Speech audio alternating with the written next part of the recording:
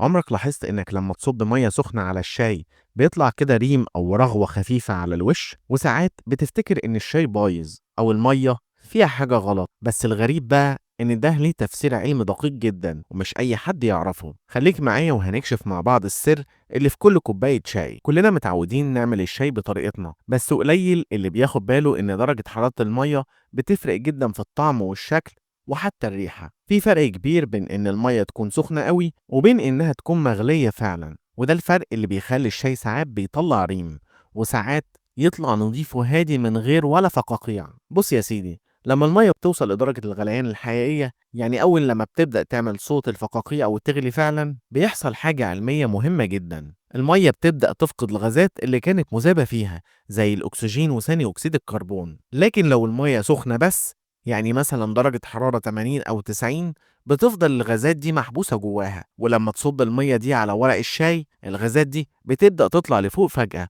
ومعاها شوية من الزيوت الطبيعية اللي موجودة في أوراق الشاي، وساعتها بيظهر الريم اللي بنشوفه على الوش. الريم ده ببساطة عبارة عن فقاقيع صغيرة من الغاز مختلطة بزيوت الشاي والمركبات اللي بتدي اللون والطعم.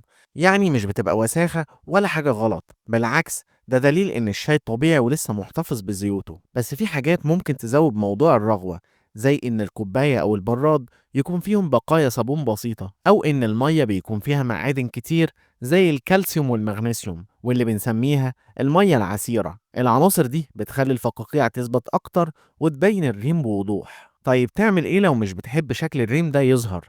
بكل بساطة اغلي المية كويس لحد ما توصل فعلا للغليان، وبعدين سيبها تهدى ثانيتين قبل ما تصبها على الشاي. كده الغازات هتكون خرجت خلاص ومش هيظهر أي ريم. بس خد بالك، الشاي اللي بيطلع شوية ريم بسيط مش معناه إنه وحش، بالعكس ساعات ده بيكون علامة على إن الشاي طبيعي ومش مصنع بالكامل، لأن الزيوت اللي بتطلع مع الريم هي اللي بتدي الريحة والطعم اللي بنحبه. الخلاصة إن اللي بيحصل ببساطة إن الريم ده نتيجة غازات بتخرج من المية السخنة لما تلمس أوراق الشاي وتختلط بالزيوت الطبيعية اللي فيها، مش حاجة ضارة ولا حاجة، ومش دليل إن المية أو الشاي مش نضاف. كل كوباية شاي فيها علم بسيط، بس إحنا ساعات بنشوف الحاجة ومش بنسأل ليه بيحصل كده. ولو عجبك الفيديو اعمل لايك واشترك في القناة علشان توصلك كل الحكايات اللي بنحكيها عن حاجات بسيطة بس وراها علم كبير. وبس كده، سلام يا عشاق الشاي.